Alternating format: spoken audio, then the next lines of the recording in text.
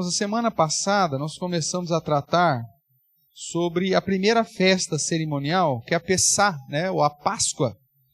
E tratamos aí de alguns elementos, estudamos os textos básicos, né, da instituição da Páscoa.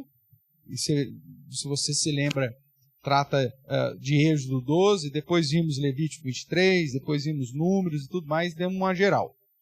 Hoje nós vamos continuar aí tratando de Páscoa, mas fazendo uma conexão entre os elementos da Páscoa e a aplicação naquilo que Jesus Cristo realizou quando da sua morte. Tá bom?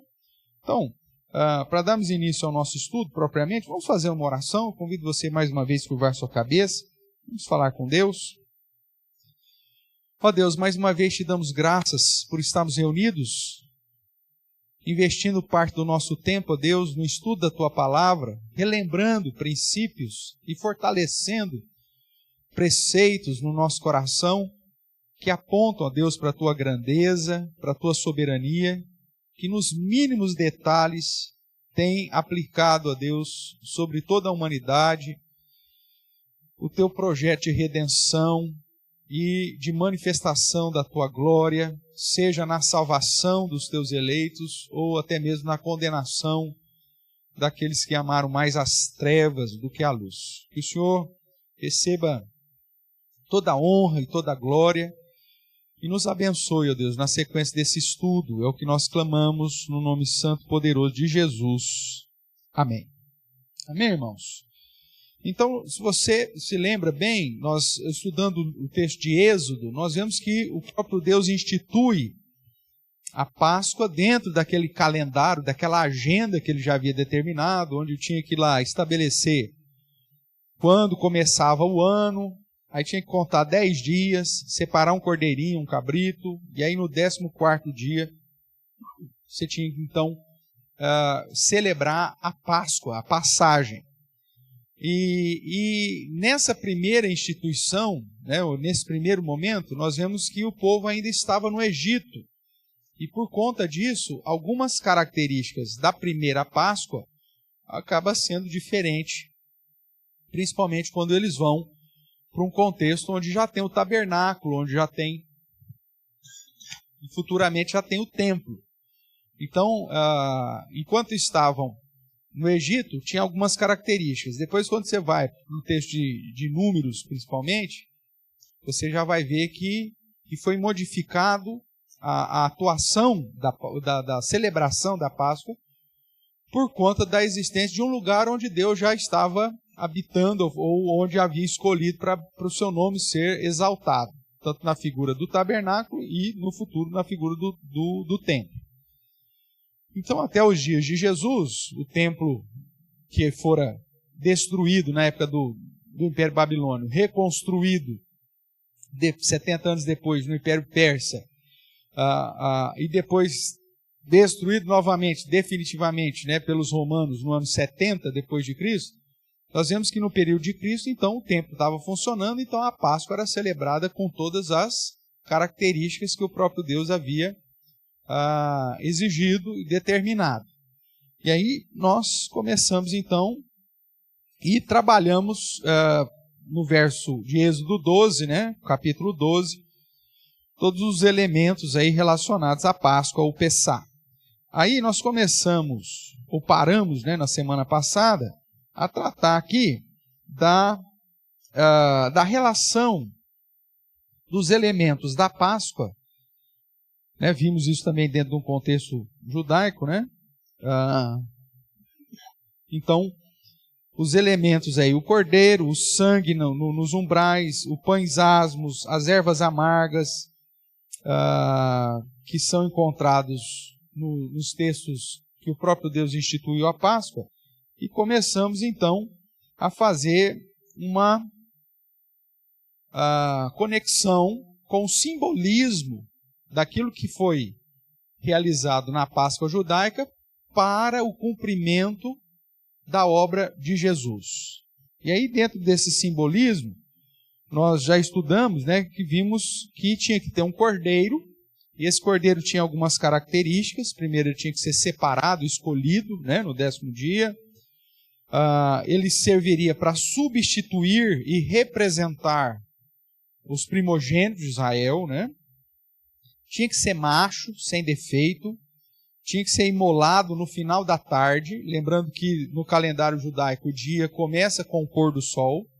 Então, para eles celebrarem a Páscoa no dia 14, começando aí no pôr do sol, eles sacrificavam os cordeiros no crepúsculo do dia 13.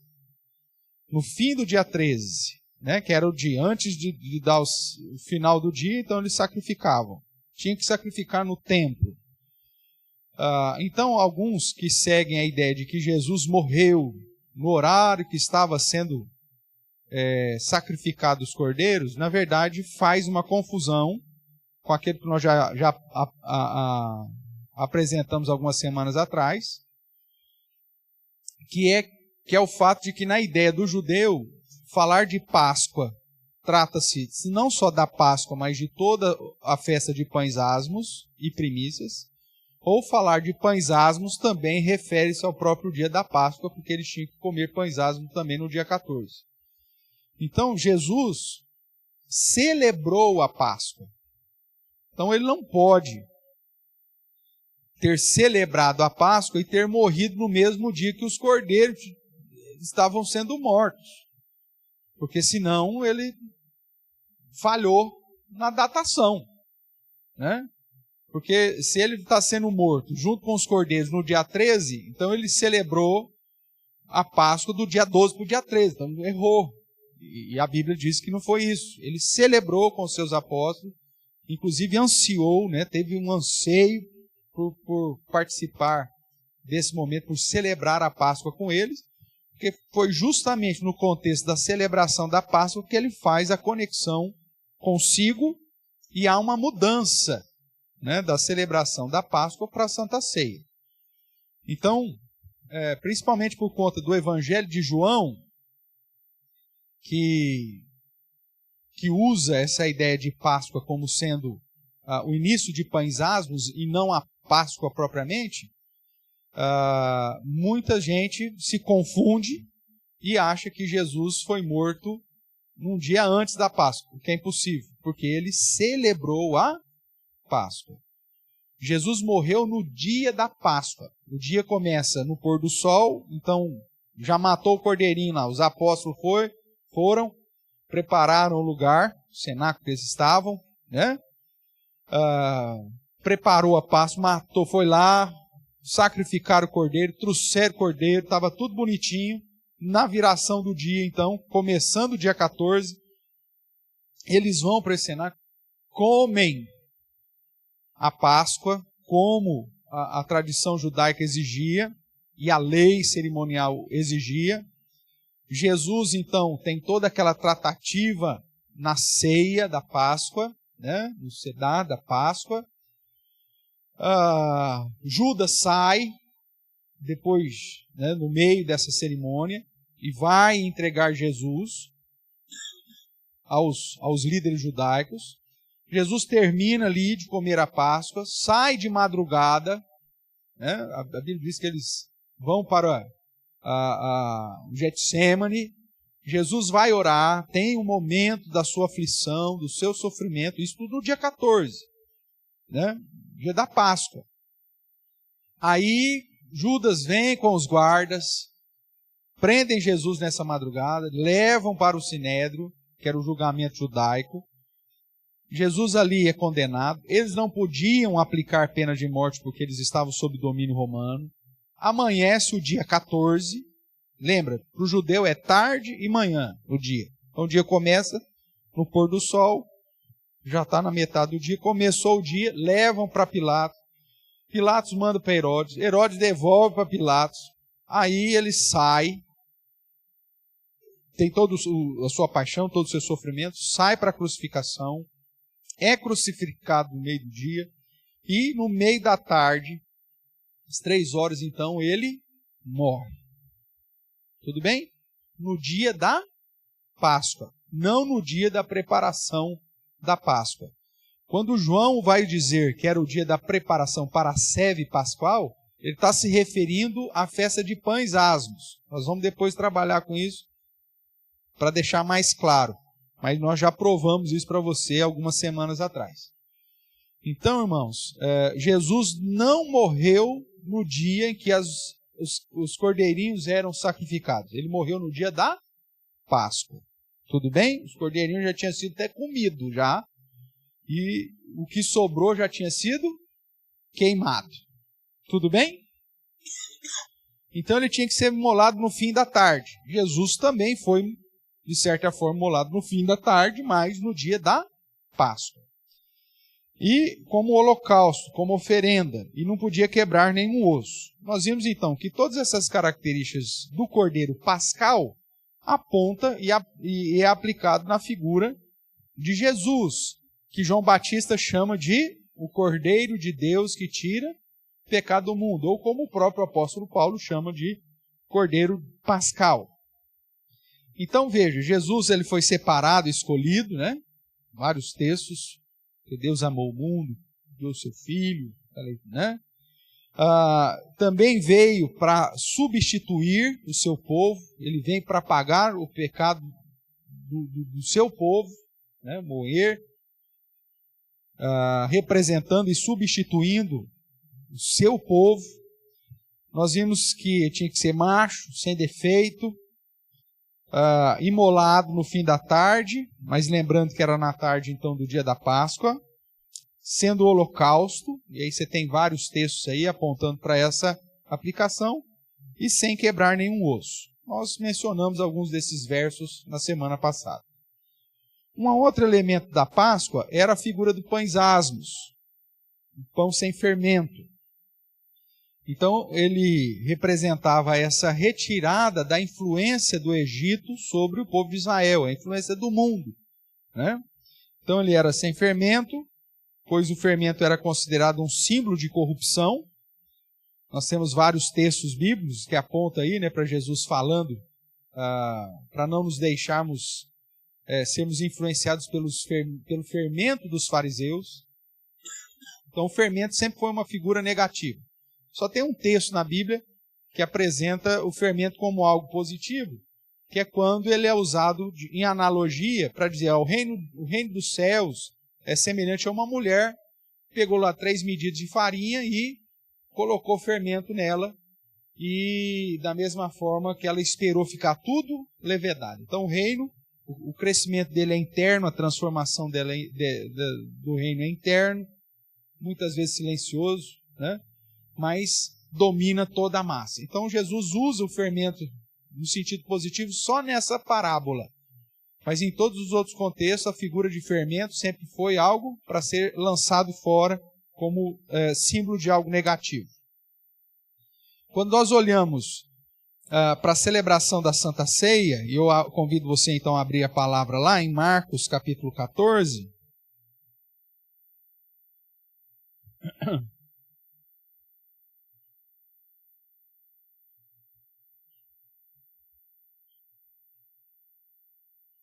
nós vamos encontrar aí, nós vamos ler a partir do verso 12, a preparação, né, da Páscoa. Qual que é o título que deram aí na sua Bíblia aí? Na Almeida Revista Atualizada. Os discípulos preparam a Páscoa. Tudo bem? Mas veja o que está escrito aí já no verso 12. E no primeiro dia da festa dos... mas peraí, não é Páscoa, meu Deus do céu. Veja, para o judeu, Páscoa e pães asmos é a mesma coisa. Deus instituiu a Páscoa no dia 14, separada, é uma festa separada.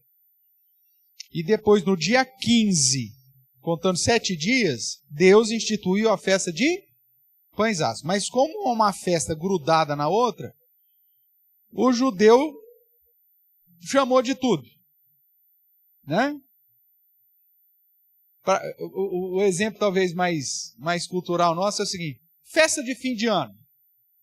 E onde você vai passar as festas? Não é assim que a gente pergunta? Mas vocês vão viajar esse ano? Onde vocês vão passar as festas? De que festas você está falando? Natal, dia 25 de dezembro, Réveillon, dia 1º. Veja aí. Uma semana, mas a gente trata tudo como festas. Não é assim? Então, na nossa cultura, a gente faz isso também. Mas para o judeu, então ele vai chamar a Páscoa de festa de pães, o primeiro dia da festa de pães asmos. Inclusive, Marcos vai registrar aqui. Então, no primeiro dia da festa de pães asmos, presta atenção, quando se fazia o sacrifício do cordeiro pascal, então veja, era na preparação ainda. Não era nem no dia 14 ainda. Não era nem Páscoa ainda. Era no dia que fazia o sacrifício do cordeiro pascal. Para você começar a comer a Páscoa no dia 14, você tinha que matar o cordeiro que dia? No dia 13. No finalzinho do dia 13. Porque pôr do sol, mudou para o dia 14. Já é Páscoa. Aí eu já tinha que comer durante a noite. E se sobrasse alguma coisa, na hora que o sol chegasse, o que eu tinha que fazer? Queimar. Lembra lá de Êxodo? Lembra lá? É a mesma coisa. Então, quando se fazia o sacrifício do cordeiro pascual, então veja aqui que Marcos chama de primeiro dia da festa de pães asmos, no dia 13 ainda. Não é nem a Páscoa, ele já chama o dia da preparação, como se fosse já o primeiro dia. Disseram-lhe seus discípulos, onde queres que vamos fazer os preparativos para comeres o quê? Mas não era a festa de pães asmos que ele estava falando agora? Era, mas mais uma vez para reforçar. Ele diz que é o primeiro dia da festa de pães asmos e depois pergunta, onde você quer que eu celebre? Onde nós vamos celebrar a Páscoa? Porque está tudo junto, misturado. Tudo bem? Então vamos lá. Então enviou 2 dos seus discípulos, dizendo, ide à cidade e vos sairá ao encontro um homem trazendo um cântaro de água. Seguiu e dizei ao dono da casa onde ele entrar, que o mestre pergunta, onde é o meu aposento no qual hei de comer a Páscoa com os meus discípulos? E ele vos mostrará um espaçoso cenáculo mobiliado e pronto, ali fazei os preparativos. Saíram, pois, os discípulos, foram à cidade, achando tudo conforme Jesus lhe tinha dito, prepararam a Páscoa.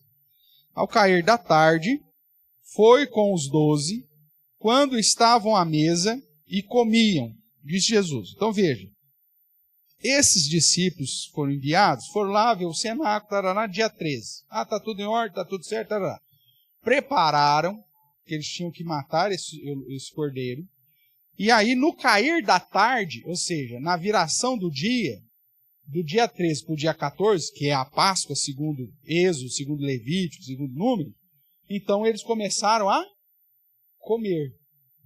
Tá? Vai à noite adentro. Então, quando estavam à mesa e comiam, disse Jesus, em verdade vos digo que um dentre vós, o que come comigo, me trairá. E eles começaram a entristecer-se, a dizer-lhe um após o outro, porventura sou eu? Respondeu-lhes, é um dos 12, o que mete comigo a mão no prato. Quando você vai para o outro evangelho, chegam para Jesus e falam, mas quem que é? Quem que é? Aí Jesus fala assim, eu vou molhar o pão no vinho e vou dar. Aí o texto diz que Jesus pega o pão, molha, e entrega para Judas. Aí os outros apóstolos falam, entendi nada. Quem que é, gente? Quem que é? Por quê? Porque Judas não estava sob suspeita. Ele era o tesoureiro, ele era o, né? Tanto é que quando Jesus manda ele, vai, faz o que você tem que fazer logo, ele sai. O registro de alguns evangelhos vai dizer que os demais apóstolos pensaram que Jesus tinha mandado ele comprar alguma coisa ainda. Esqueceu alguma coisa para a festa e mandou o cara comprar. Que nada, né? Não sabemos o que aconteceu. Então, eles dizem, o que mete a mão no prato.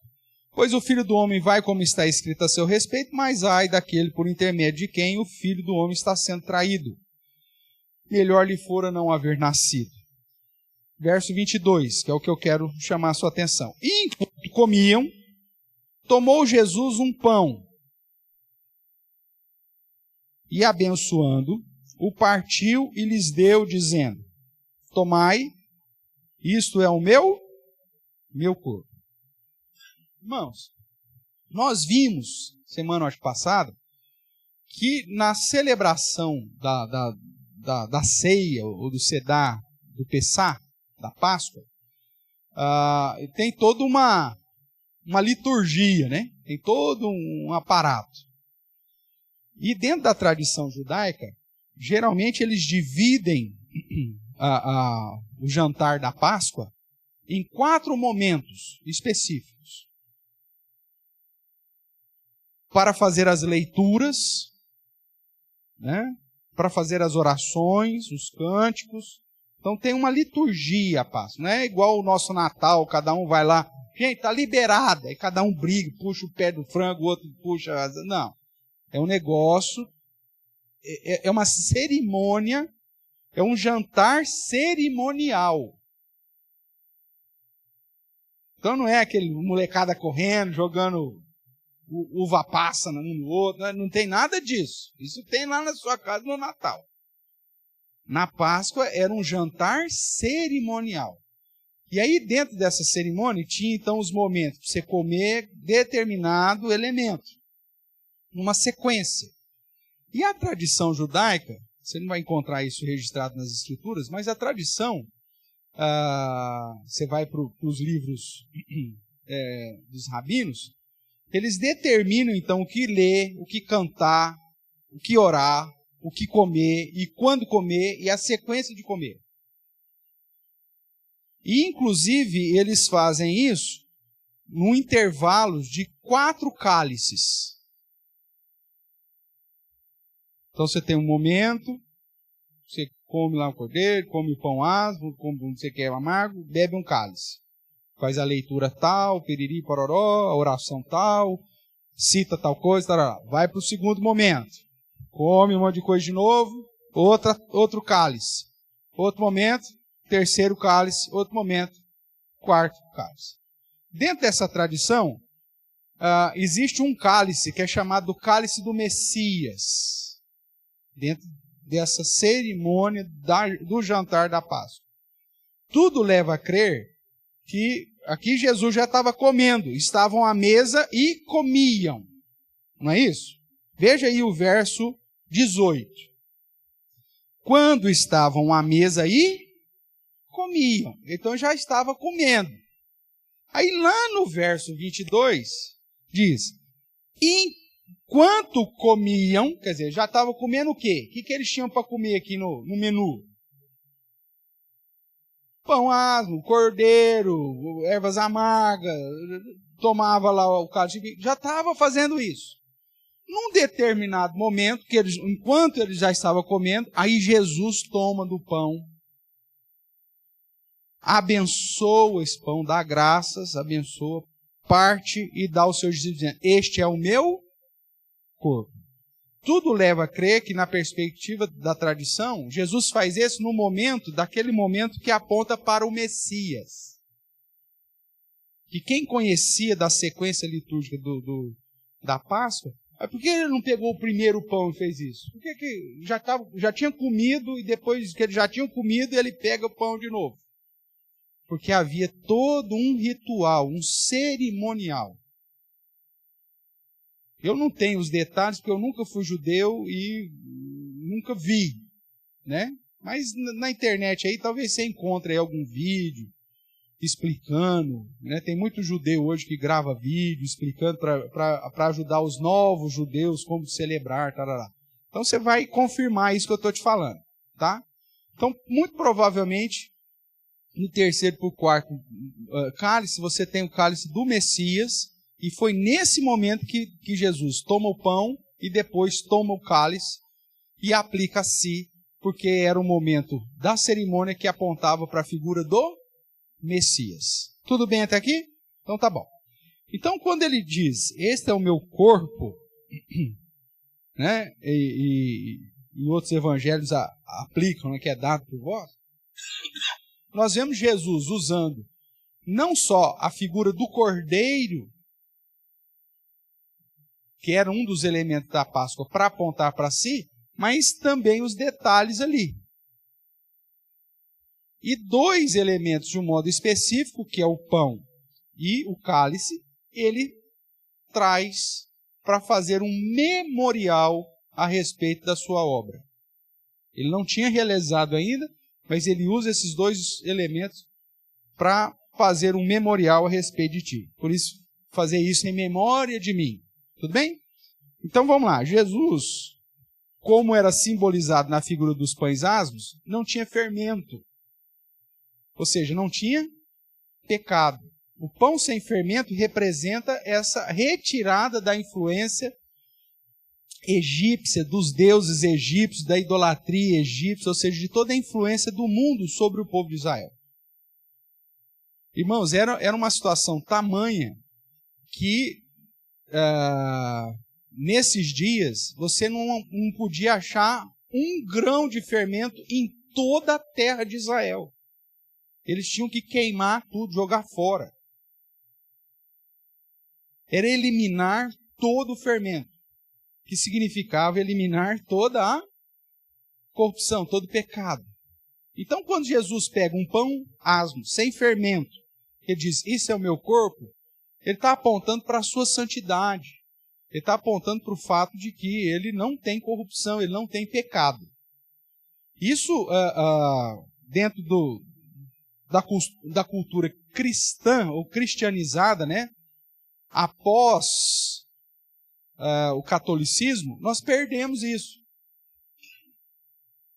Na verdade, o catolicismo, ele vai adulterar o sacramento, né? Porque quando deixa eu já aproveitar e falar isso aqui, isso a gente vai tratar depois também na escola dominical, né? Até o nosso irmão Roberto, lá do Rio de Janeiro, pediu para eu tratar depois sobre essa questão dos sacramentos. Quando a gente tratar isso lá na escola dominical, eu vou reforçar. Mas aqui, falando de Santa Ceia, é importante porque o que a Igreja Católica fez? Com todos os concílios ecumênicos, eles desenvolveram, quer dizer, um erro teológico vai chamando o outro, né? Eles desenvolveram, então, a doutrina da transubstanciação, onde eles acreditam que o pão, no momento da celebração da Santa Ceia, ou da comunhão, da Santa Eucaristia, Eucaristia é o termo grego para comunhão, o pão se transforma no quê? No corpo de Cristo. E o sangue se transforma, ou melhor, o vinho se transforma no sangue. Tudo bem?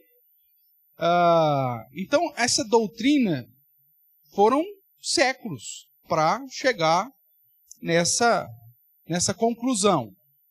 E por que o católico fez isso? Primeiro, porque ele adulterou o próprio sacramento instituído por Jesus. Quando Jesus pega o pão, comendo a Páscoa, dá graças, né? Parte e diz, este é o meu corpo. Ele já tinha passado pela cruz? Ele já tinha derramado seu sangue? Não. Aquele pão virou o seu corpo naquele instante? É óbvio que não. Então, a própria instituição da Páscoa por Jesus, no momento da celebração da Páscoa, sem ele ainda ter passado pelo sacrifício, pela morte, pela cruz, se Jesus tivesse instituído isso depois da ressurreição, a gente poderia até chegar a uma conclusão, é possível. Mas não, é no momento anterior. Só que por que a Igreja Católica adultera no sacramento? É sempre uma questão, irmãos, logística e financeira. O próprio batismo católico, quando eles jogam para o Pedro do batismo para salvação, também é uma questão logística e financeira. Infelizmente é isso que move o mundo, né? Então por que eu digo que é logística e financeira? Vamos imaginar. O catolicismo se transformou na religião oficial do império. De repente, todo o império virou cristão. E aí a igreja agora tem que dar um pedaço de pão e um cálice para todo mundo, meu amigo. Como que você faz um negócio desse? Olha a logística disso. Olha o custo disso. Por imposição do império, todo mundo é cristão. E se todo mundo é cristão, então todo mundo tem que participar da comunhão. E aí, como nós vamos dar um pão para todo mundo? Como nós vamos dar um cálice de... Haja vinho e haja trigo.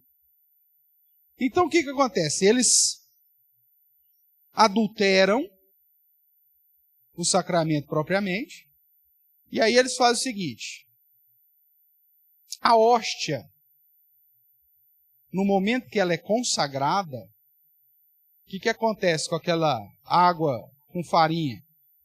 Se transforma em corpo de Cristo. O Corpus Christi. Por isso, a festa de Corpus Christi é a festa da hóstia. Já viu o padre sai com um círculo assim, para um solzão assim? Na verdade é a hóstia glorificada. Então, a festa de Corpus Christi é uma festa totalmente católica que celebra a hóstia, o corpo de Cristo, a hóstia transformada. Então, pensa comigo aqui, você que é mais esperto do que eu.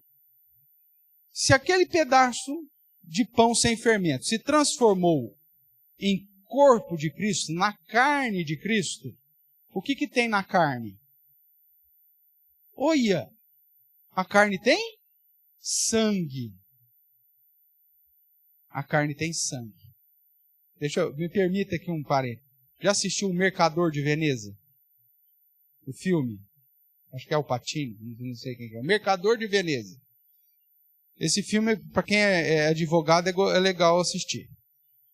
É a causa de um cara que pediu um dinheiro emprestado, não conseguiu pagar, e o pagamento é, se ele não cumprisse, o cara podia tirar um bife do coração dele.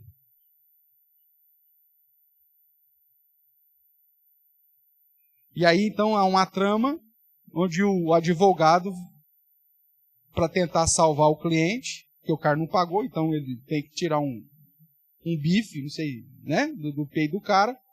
E aí, na hora do vamos ver, vou te contar o spoiler, você vai ficar com raiva, mas é necessário para você entender. O advogado fala o seguinte: o contrato diz que você pode tirar um bife do coração dele, mas no contrato diz que tem gota de sangue? Não, no contrato não tem gota. Tá tudo bem. Se você conseguir tirar um bife do coração dele, mas sem tirar uma gota de sangue, você pode cumprir o contrato. E aí, então, o cliente, ufa, né, se vê livre do cumprimento lá do contrato. Porque não dá para você tirar um pedaço de carne sem... Não dá para tirar um pedaço de carne sem sangue. Voltemos aqui. Então, se o pão se transforma na carne de Cristo, já tem o sangue. Então você não precisa mais do vinho. Porque a hóstia já tem a carne e o sangue. Ufa! Uma economia fantástica. Porque ele é o representante, né? Ele é o sacerdote. Por isso que ele continua como sacerdote. Para o católico, o sacerdócio levítico ainda continua na figura do vigário. Por isso que toda a missa, o que eles fazem? Eles sacrificam Cristo todo domingo. A missa, o missal, é baseado no templo, é baseado no tabernáculo, no holocausto. Então Cristo morre todo domingo. Tanto é que toca o sininho lá para você agachar lá. Aí você, todo mundo agacha lá, porque morreu. Mata Cristo todo domingo. E eles não vão te dar mais o vinho, porque já está embutido na hóstia. Porque todo pedaço de carne tem sangue. Então eu crio uma doutrina dizendo que o pão se transforma em carne e corpo de Cristo por uma questão financeira, para não ter que dar vinho para a turma. E aí, então, o vigário faz isso como seu representante, né? Não seu, né? O representante deles. E aí, então, está todo mundo já dentro do pacote completo. Ah, mas eu não tomei o vinho, não importa, porque a hóstia se transformou em carne. E toda carne tem sangue. Pronto, você já está com o pacote completo. Tá? A pílula de astronauta lá. Tudo bem? Então, isso é uma adulteração pensada por uma questão logística e financeira, né? Que acaba conduzindo... Aí vem um monte de histórias medievais, né? Que os ladrões entraram na igreja, aí foram no Santo dos Santos, porque o sistema arquitetônico da Igreja Católica também aponta para o templo, por isso é altar. Para o evangélico não existe altar. E no púlpito, ou palco, não é altar. Agora para o católico é altar, você não pode entrar lá. Não tem o véu, porque o véu foi rasgado, mas aí você tem a mesa do propiciatório, e lá no fim, lá na parede, lá, douradinha, uma portinhola, douradinha, representando o quê? A Arca da Aliança, que está dentro dessa portinholinha lá. Mas essa portinholinha é dourada porque representa o quê? A Arca da Aliança. O que tinha dentro da Arca da Aliança? As tábuas da lei e o maná. Então a hóstia, na verdade, é uma representação do maná. Tudo bem? Então é tudo bem pensadinho e tal. Não tem amparo bíblico, é verdade, mas é bem arquitetado, é bonitinho. Aí o cara vai lá, abre então a Arca da Aliança, pega lá as hóstias que estão consagradas, e aí joga no chão e pisoteia. Aí no outro dia, isso é história que eu aprendi quando era criancinha, pequenininha, lá na catequese. Aí chegaram lá, criança, sabe o que tinha acontecido ali no chão? Aí nós todos assim, o quê? Estava uma poça de sangue, porque haviam pisado as hóstias consagradas, a carne de Cristo. Por isso que você não pode morder a hóstia. Aí nós ficava com medo, meu Deus do céu. Né? E quando grudava no dente, então você falava, e agora? O que eu faço? Mas veja, é tudo construído para te apresentar uma nova roupagem daquilo que Cristo instituiu, mas que não tem nada a ver com essa questão prática. Mas por que nós recebemos esse negócio? Porque a gente desprezou a cultura judaica. E mesmo quando a gente vem para o contexto evangélico, protestante, o que a gente faz com o pão? Né? A gente não tem nenhum cuidado mais com a celebração em relação ao pão. Tanto é que você vai em Minas Gerais, por exemplo, nas igrejas evangélicas de Minas Gerais, as mulheres fazem aqueles pão de banha, né? Vira o tamanho do aleitor o pão, assim. Ele decora a mesa com aquele pão de banha. Ou aquele pão de semolina, que fala, que é cheio de fermento. Você põe um pão desse tamanho, passar, o bicho fica desse tamanho. Que a gente compra no posto de gasolina aí. Você come e fica 3 dias sem ter que almoçar depois. Não é assim? Pão de caminhoneiro. Então, veja, ali está cheio de fermento. Você perdeu o simbolismo. Agora, por que nós desprezamos isso no contexto evangélico ou reformado, ou protestante? Porque a gente recebe isso numa cultura católica. Desprezamos o pão asmo, que apontava para essa ideia da pureza, da santidade de Cristo, da ausência de pecado, de corrupção no próprio Senhor. E quando nós tomamos esse pão em memória dele, simbolizando aquilo que ele fez na cruz, precisamos ter essa noção do pão asmo, porque aponta para o fato que Jesus fez tudo isso sem pecado algum. Então, isso a gente tem que resgatar. Isso é bonito resgatar. Tudo bem? Pois não.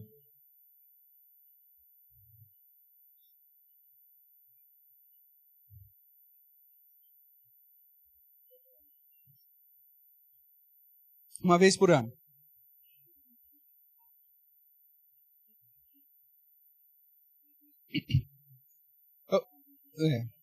Todo. Tá, Veja, a Páscoa é celebrada uma única vez no ano. Por que a ceia passou a ser celebrada com mais frequência? Primeiro porque depois que Jesus instituiu, Ele diz, ó, toda vez que vos reunirdes, fazer isso em memória de mim. E depois, desde dos primeiros cristãos, eles se reuniam aos domingos e toda vez que se reuniam, eles celebravam. Ou então, hoje é uma convenção. Né? Você vai ter igrejas evangélicas, você vai todo domingo, tem celebração de Santa Ceia. Se tiver, tem problema? Não. Você vai ter já algumas outras comunidades, que até por conta de dificuldades, uma série de outras, vão falar, ó, nós vamos celebrar a ceia uma vez por ano, como a Páscoa era celebrada. Tem algum problema nisso? Não, também não tem nenhum problema nisso. Por quê? Porque são comunidades que às vezes são comunidades rurais, não tem a figura pastoral, não tem quem para celebrar, então o cara é itinerante, aí o cara vai passar, sei lá uma vez por ano lá, aí fala, mas tem a ver com a Páscoa? Não, é quando o pastor passar. Pode ser em abril, maio, agosto, setembro, o dia que o cara passar, a gente vai aproveitar para celebrar a Páscoa com alguém ordenado para aquela celebração. Então, isso vai muito da realidade. Né? Agora, o que pode faltar, né? São a questão dos princípios relacionados à ceia, que é a ideia de todo mundo saber que está ligado a Cristo, que a gente está, de certa forma, comunhão, né? Participando em santidade diante de Deus, em comunhão com Deus. Então, esses princípios são válidos. Os elementos, né? Pastor, por que não usa vinho? Porque aqui era vinho, por que não usa vinho? Não tem problema usar, mas aí é uma questão também de convenção, dentro de um contexto latino-americano, né? Onde culturalmente a gente não sabe muito ter equilíbrio, né, da nossa cultura. Por exemplo, o europeu, ele nasce tomando vinho. Então, toda a refeição dele, ele toma vinho, tarará. Então, ir na igreja e tomar um cálicezinho daquilo lá não vai fazer diferença nenhuma. Agora, para o nosso contexto aqui, um cara às vezes está lutando com alcoolismo, não sei o quê, você dá um golinho de vinho para ele, pronto, você arrebenta com a vida do cara pro resto da vida, não é assim? Então, por convenção. Agora, qual que é a convenção? Algo que aponte para o sangue, né? Então você tem na história, por exemplo, e na igreja celebraram Santa Ceia com suco de limão. Pô, pelo amor de Deus, cara, isso é um desrespeito com o sacramento. Com Coca-Cola. Então, agora, existem situações que às vezes você não tem. Por exemplo, quando eu trabalhei no Senegal, plantamos a igreja presbiteriana de Sítio Badam, a maioria dessa turma veio de uma influência islâmica. Dentro do islamismo, o álcool é proibido. Os mais radicais, por exemplo, nós tínhamos um caso lá no Senegal, na época estava lá quando estourou a guerra e tal, porque as manifestações, né, porque o presidente queria continuar no poder. O que os caras fizeram? Os muçulmanos aproveitaram, foram lá, tinha uma fábrica de bebida de um belga, de um francês lá em Dakar.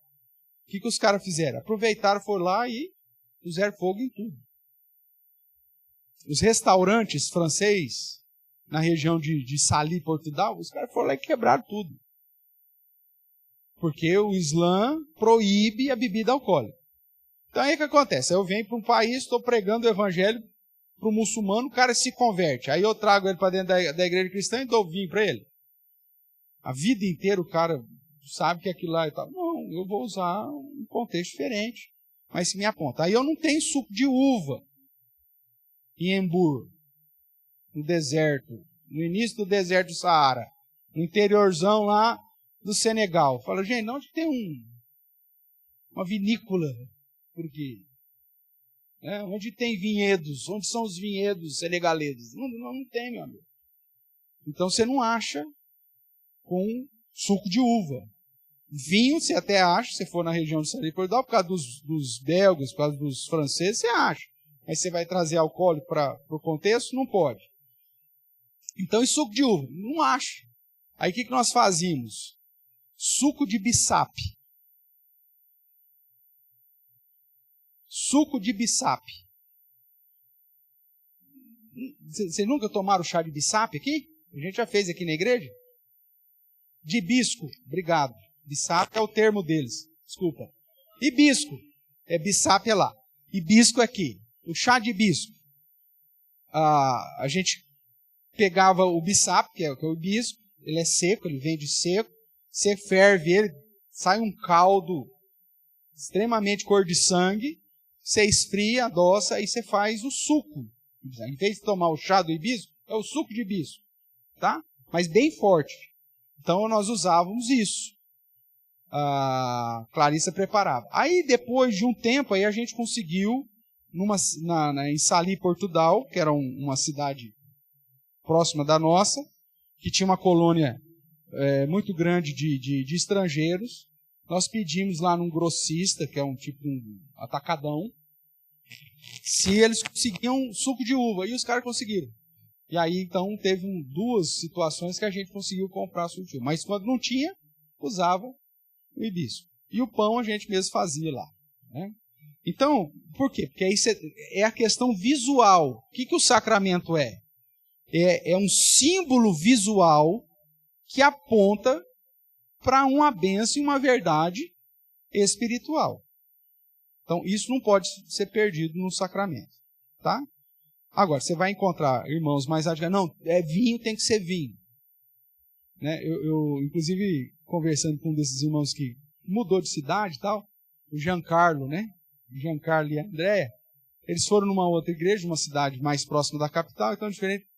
Aí eles assim, pastor, nós levamos um susto.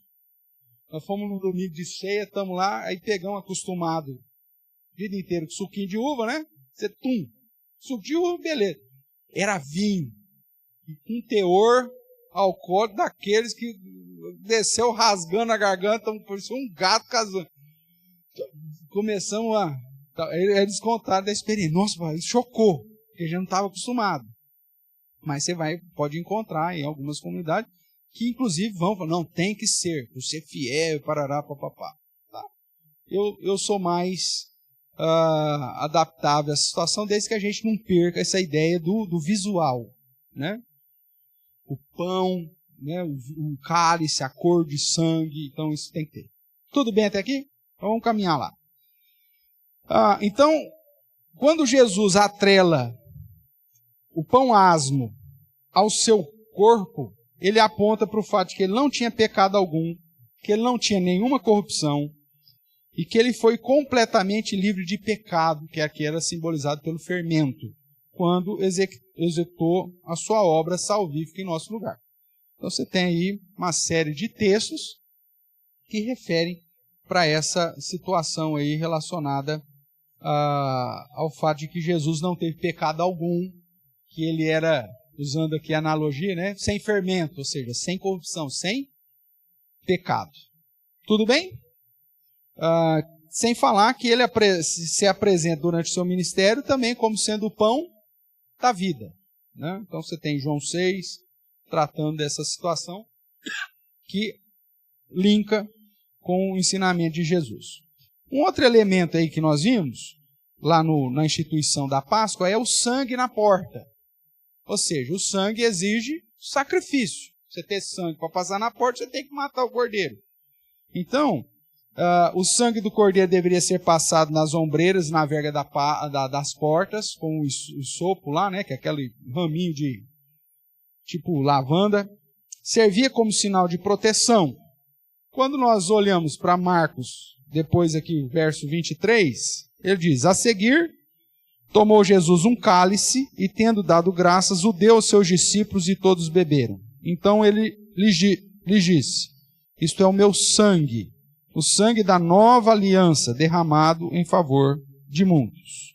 Então, quando Jesus pega o cálice e atrela ao seu sangue, ele está dizendo que o sangue do cordeiro, que serviu para a proteção, que foi derramado para substituir e representar os primogênitos, ele derramaria também o seu sangue para a nossa proteção, para ser sacrificado em nosso lugar, nos representando de um modo vicário, ou seja, substituindo o peso do pecado que pesava sobre nós.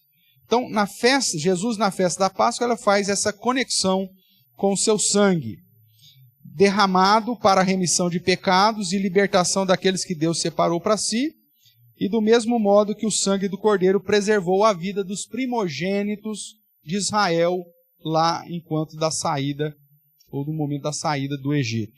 Então, sim, porque ele representa os seus.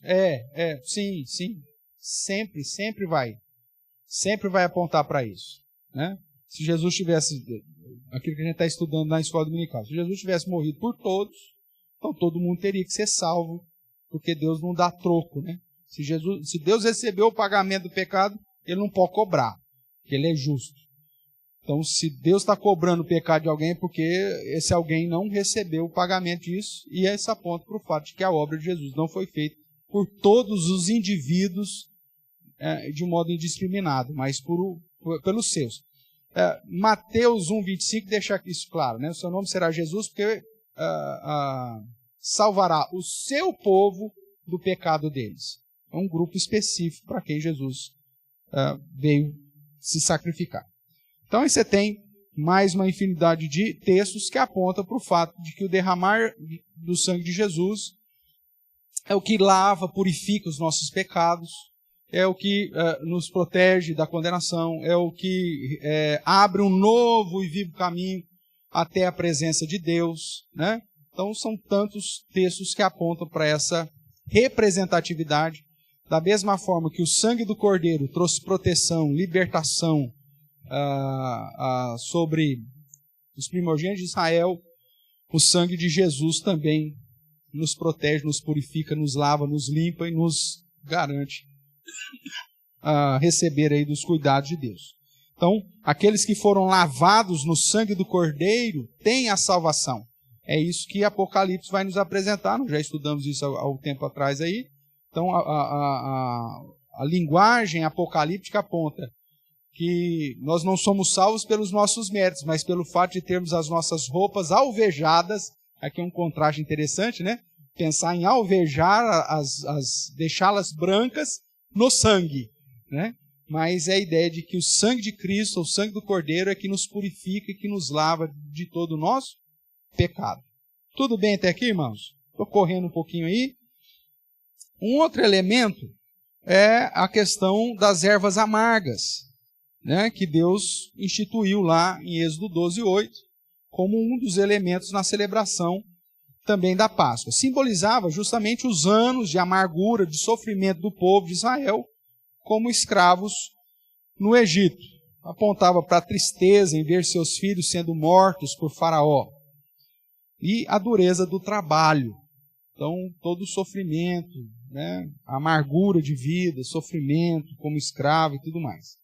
Então, faz lembrar sobre o sofrimento passado, mas aponta também para a libertação. Essa amargura representada aqui pelo elemento e sofrimento, né, pelas ervas amargas, são aplicadas dentro do próprio sofrimento de Jesus, sofrimento feito em nosso lugar, né? O próprio Getsêmani aponta para isso, né? Um sofrimento tamanho, um sofrimento, uma amargura, um sofrimento tão pesado que fez o próprio Cristo suar sangue, né? Então, certamente o sofrimento do povo de Israel prefigurava o sofrimento de Jesus no nosso lugar.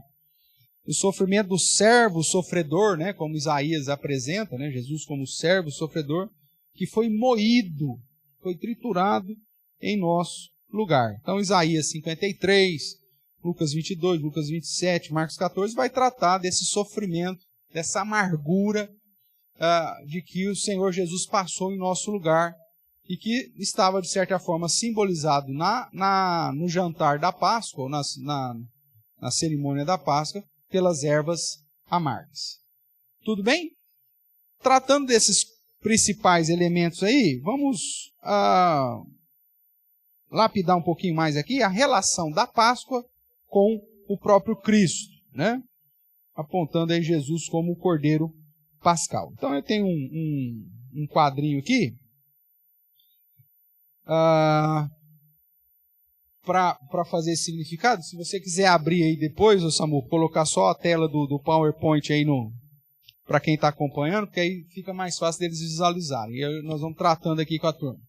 Então, são 5 colunas aí, né? Então, elementos da Páscoa, significados no Antigo Testamento, o apontamento profético, o significado no Novo Testamento e os elementos da ceia. Então, você tem elemento da Páscoa, você tem o cordeiro, com as características dele, perfeito, macho, sem quebrar ossos, o sangue aspergido, né, na veiga da porta, pão asmo, sem levedura ou sem fermento, e as ervas amargas. O cordeiro é a ideia do substituto do povo dos primogênitos de Israel, e apontava para Jesus Cristo, o nosso substituto, né? E na ceia é apontado pela figura do pão.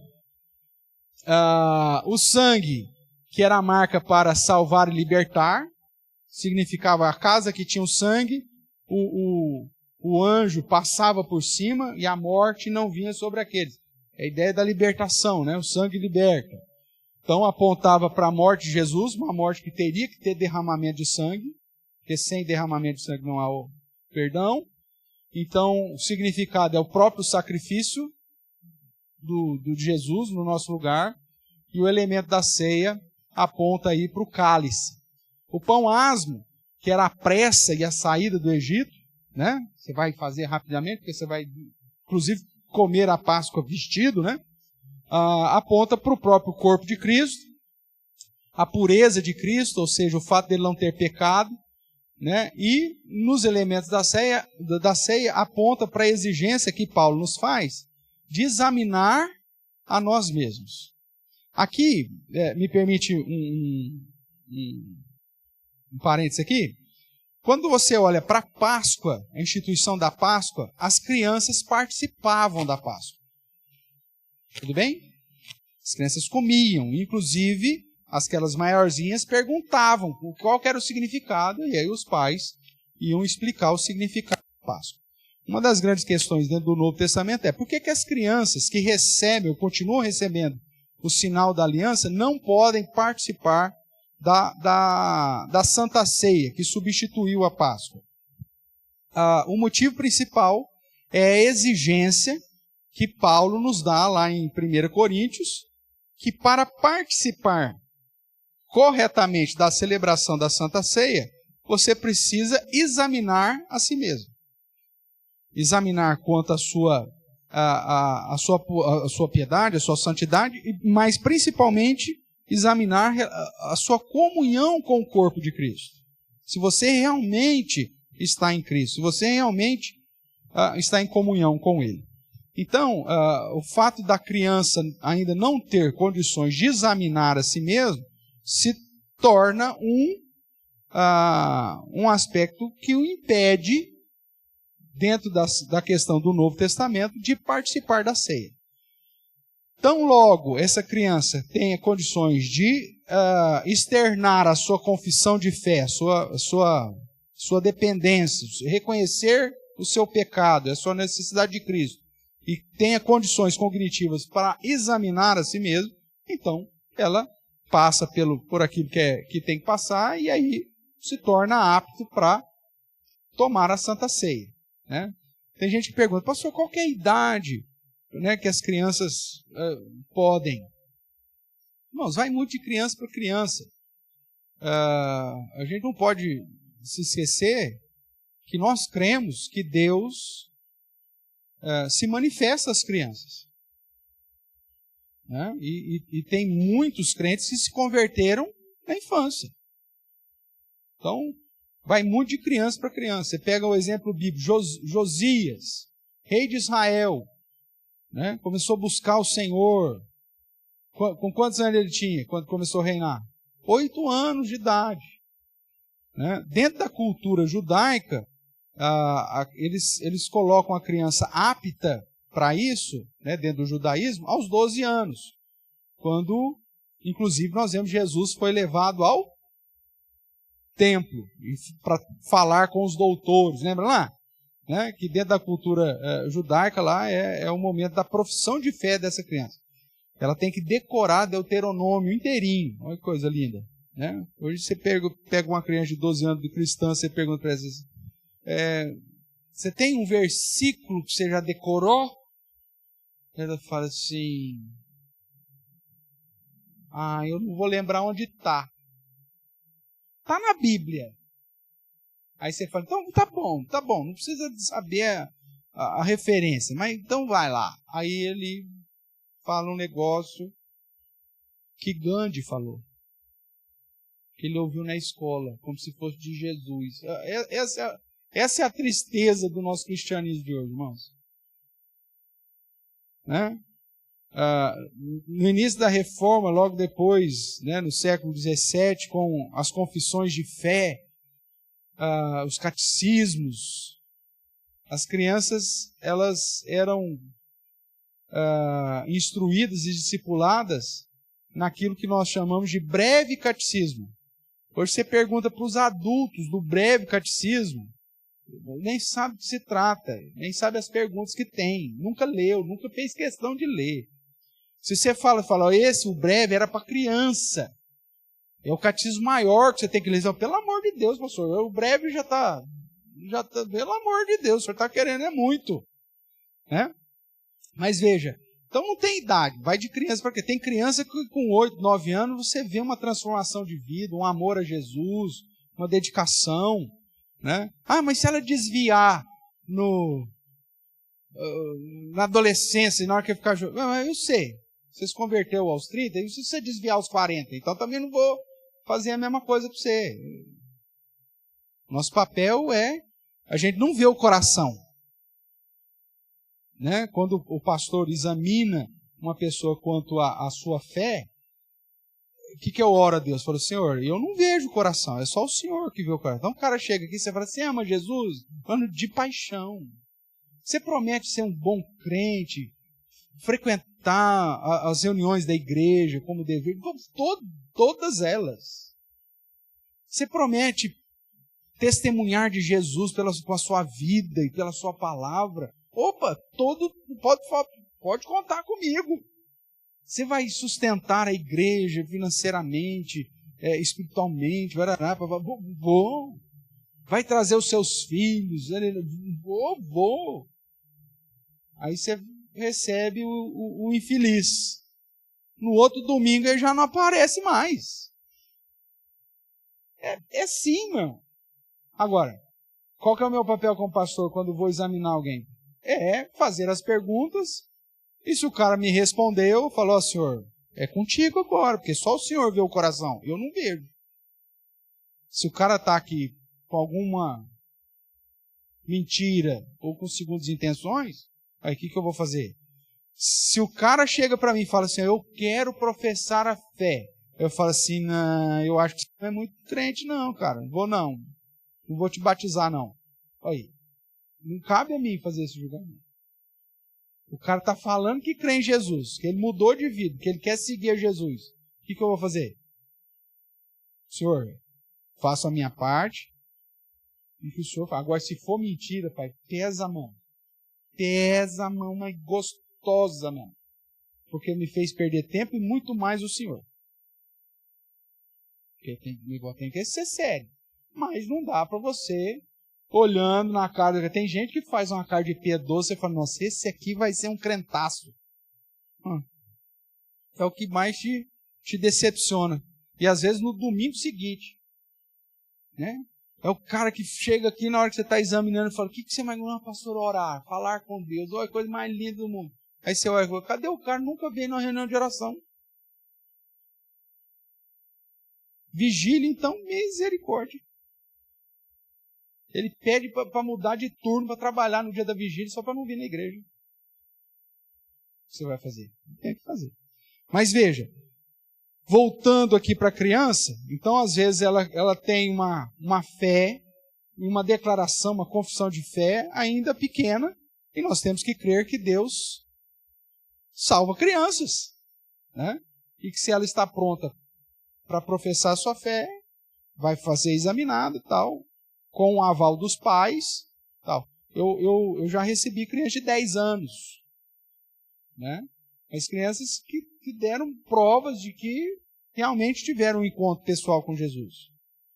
Agora, tem marmanjo de 50 anos que está na igreja e nunca foi batizado, porque vem todo domingo, vem de vez em quando, ou parece aqui, mas nunca desejou assumir um compromisso com Cristo. Agora, se uma criança vem e chega para mim e fala assim, eu quero assumir um compromisso com Cristo, você fala, não, você é muito nova. Quem sou eu para falar que ela é muito nova? Tem idade para se converter agora? Tem ou não? Não, não tem. Então, o meu papel é deixar vir a mim os pequeninos. Então, você passa um medão nele, né? Quem já acompanhou os presbíteros, o Roberto na época da mesa, pega um menininho novo, 10, 11 anos, dá um medão nele. Meu amigo, conversa é séria, hein? Conversa, você vai passar pelos piores anos da sua vida, hein? Você vai aguentar? Você não vai fugir da gente? Não. Na hora que o pepino bater, você vai chamar o pastor para vir orar para você, conversar com você? Não pode deixar, pastor, eu vou deixar. Tudo bem. Então, vamos fazer.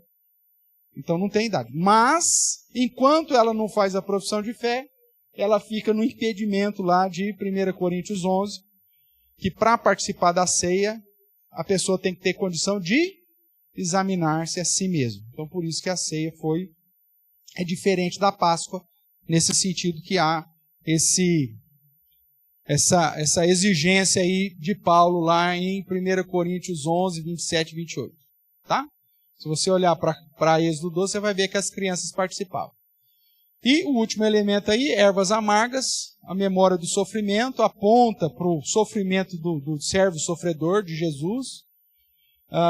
No significado, Jesus sofreu em meu lugar, levou a amargura em meu lugar e me conduz como elemento da ceia, trazer em memória o sofrimento que Cristo teve no meu lugar.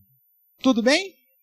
Então veja, há uma conexão grandiosa, biblicamente embasada, com vários textos, da celebração da Páscoa com aquilo que Jesus realizou na cruz do Calvário. Para finalizar aí, irmãos, a última parte, Jesus e a Páscoa. Então nós vemos aí, isto é o meu corpo que é dado por vós, isso é o meu sangue derramado por vós, né? Então cada detalhe da celebração da Páscoa do Senhor aponta para a obra salvífica realizada por Jesus Cristo. Ele é o Cordeiro, Ele é o sangue, Ele é o próprio pão asmo, Ele é o sofrimento em nosso lugar, todos os elementos da Páscoa, a libertação da escravidão, agora nós temos a libertação a libertação da escravidão do pecado, ou seja, todos os benefícios que a Páscoa trouxe sobre o povo de Israel, aquilo que Jesus realizou na cruz, nós temos também. Então Jesus é o Cordeiro de Deus que tira o pecado do mundo, pois ele nunca pecou. O seu sangue remiu todos quantos Deus separou para si. O pão é o seu corpo, o cálice é o seu sangue, que aponta para o fato que ele sofreu em nosso lugar. Conclusão.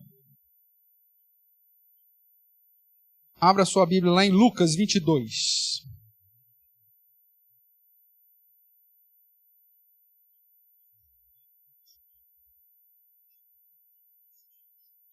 Lucas 22, verso 14. Um outro registro aí, né? A respeito da última Páscoa, ou...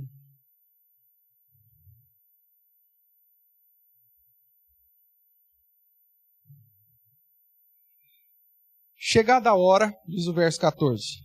Lucas 22, 14. Chegada a hora, pôs-se Jesus à mesa e com ele os apóstolos, e disse-lhes: Tenho desejado ansiosamente comer convosco essa Páscoa antes do meu sofrimento. Eu já sabia o que simbolizava a Páscoa e a relação dessa Páscoa com ele. Pois vos digo que nunca mais a comerei, até que ela se cumpra no reino de Deus. Veja, a morte e ressurreição de Jesus, nessas palavras de Cristo, é o que inaugura o quê? O reino de Deus. Então, quando que foi inaugurado o reino de Deus? A primeira vinda de Cristo, quando, do cumprimento do seu sacrifício, da sua morte e ressurreição. Tanto que depois do evento da morte e ressurreição de Jesus, eles já estão inseridos dentro do reino. Jesus já reina, Jesus já venceu. Nós não aguardamos ainda um reino milenar. Jesus já reina hoje. E a manifestação dessa mudança de chavinha foi o sacrifício de Cristo, eliminando a cerimônia da Páscoa e introduzindo a realidade da Santa Ceia em memória daquilo que Cristo fez por nós. Tudo bem? O que mais que ele diz aí? Pois vos digo que nunca mais a comerei, até que ela se cumpra no reino de Deus.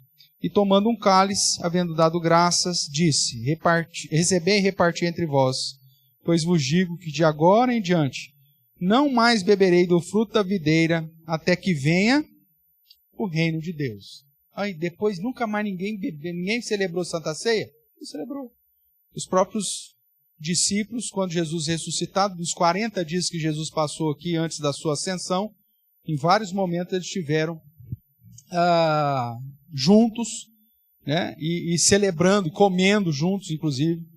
Isso aponta para o fato de que nós já entramos no reino. Tá? Então, Jesus trata a Páscoa que ele celebrou como o cumprimento antes do reino.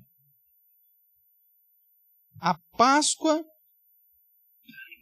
é um evento que marca a virada de chave no ministério terreno de Cristo e na inauguração do reino de Deus. Até então o reino de Deus é chegado, está próximo. Agora ele diz, olha, nós não estamos tomando aqui, da próxima vez que vocês comerem e celebrarem, já vai estar dentro do reino. Abra sua Bíblia ainda em Jeremias 31, 31.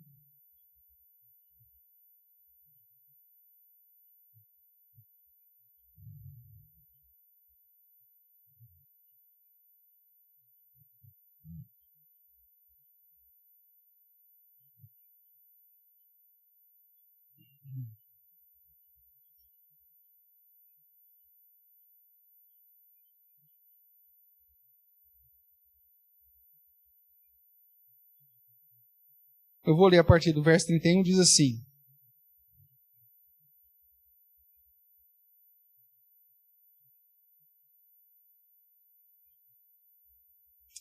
Eis aí vem dias, diz o Senhor, em que firmarei uma nova aliança. Como que Jesus diz? Esse sangue é a nova aliança no meu sangue. Esse cálice é a nova aliança no meu sangue. O que Jeremias está prometendo aqui? Vamos ver. Eis aí vem dias, diz o Senhor, em que firmarei nova aliança com a casa de Israel, com a casa de Judá. Não conforme a aliança que fiz com seus pais, no dia em que os tomei pela mão para os tirar da terra do Egito. Que dia que foi esse? O dia da instituição da Páscoa. O dia que Deus tomou Israel de mão e tirou do Egito foi justamente num dia de Páscoa. Para os tirar da terra do Egito. Porquanto eles anularam a minha aliança, não obstante eu os haver desposado, diz o Senhor.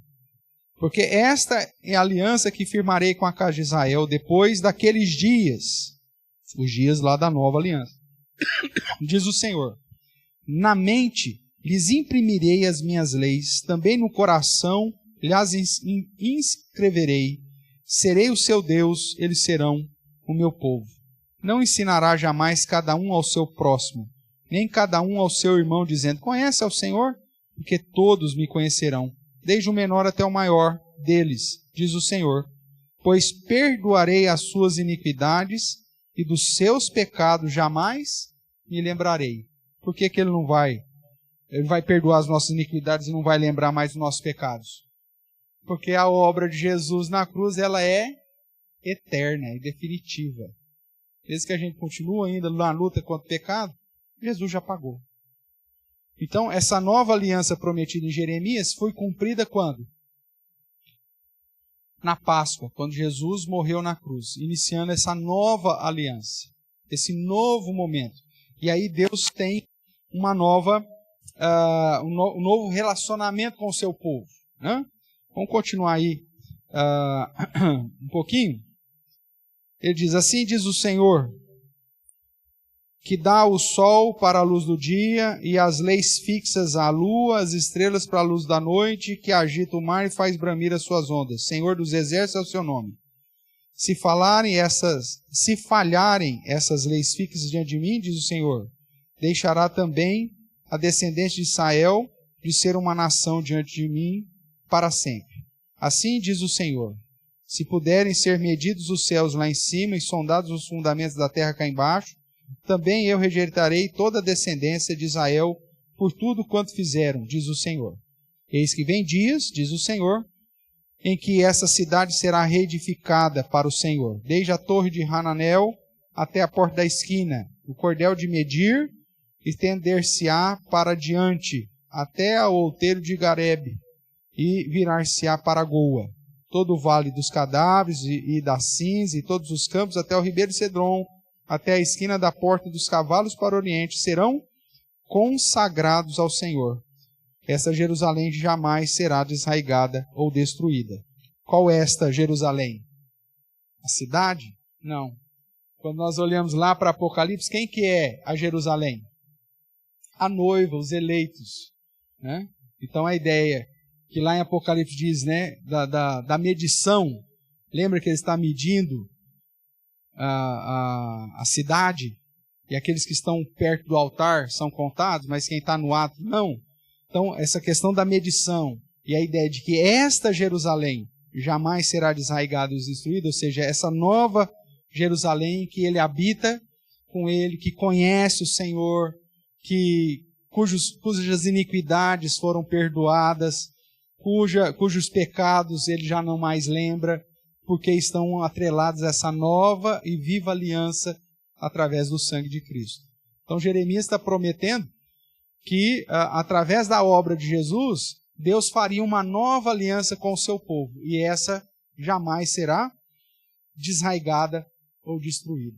Então, em Jesus, irmãos, nós vemos o cumprimento das profecias e, ao mesmo tempo, o início do reino, tá? Através dessa nova aliança. Então, a Páscoa celebra a libertação do Egito, enquanto a ceia traz nova luz de entendimento e celebra a libertação da escravidão do pecado e o início de uma nova vida com Deus sem fermento, sem o peso do pecado, sem a condenação do pecado, que fica mais clara quando estudamos ou quando estudarmos a festa seguinte, que é a festa de Pães Asmos. Vai fazer mais sentido essa vida santa aí. O que nós podemos fechar então aqui em relação à festa da Páscoa? A Páscoa foi cumprida em Cristo. O cristão celebra a Páscoa? Não. Porque a Páscoa já foi cumprida. Nós celebramos a ceia. Né? Por influência católica, vamos celebrar a Páscoa, no domingo de Páscoa. Para começar, não é domingo de Páscoa, nós vamos ver isso depois. Mas o cristão ele não celebra a Páscoa. Porque a Páscoa apontava para aquilo que Cristo faria por nós. Cristo já fez. Nós não estamos mais na antiga aliança, nós estamos na nova aliança. Então nós celebramos a ressurreição, nós celebramos essa nova aliança recebida através da obra e dos méritos de Cristo. Então o cristão ele celebra a Páscoa? Não, ele celebra a ceia, que é esse novo memorial que aponta para a vitória de Cristo, que nos garante também a vitória sobre o pecado e a condenação eterna. Tudo bem? Pastor, mas a gente fala, vamos celebrar a Páscoa? Tá, é uma questão talvez mais cultural. Mas você precisa entender que, de fato, nós não celebramos a Páscoa. Porque se você achar que o cristão deve celebrar a Páscoa, vamos imaginar que o judeu reconstrua o terceiro templo. Então você vai falar para mim, pastor, agora a gente tem que matar o cordeiro de novo, né? O cordeiro já morreu de uma vez por todas, para sempre, né? Para nos resgatar definitivamente do pecado e da condenação eterna. Então, irmãos, a Páscoa foi cumprida. É isso que eu quero que você grave. Nós vamos ver que as outras festas, à medida que a gente for passando, nós vamos ver que, de certa forma, aponta para Cristo e grande parte dela já foi cumprida. E aí a gente aguarda ainda o cumprimento de pelo menos as 3 finais. E aí nós vamos ver por que aguardamos e o que elas apontam. Tá bom? Alguma pergunta, alguma coisa que porventura não tenha deixado claro a respeito da Páscoa? Tranquilo? Jesus morreu no dia de Páscoa e a Páscoa morreu com ele. Tá? Então Jesus morreu no dia de Páscoa, a Páscoa morreu com ele. E aí agora uma nova aliança. Agora dentro da questão do reino de Deus.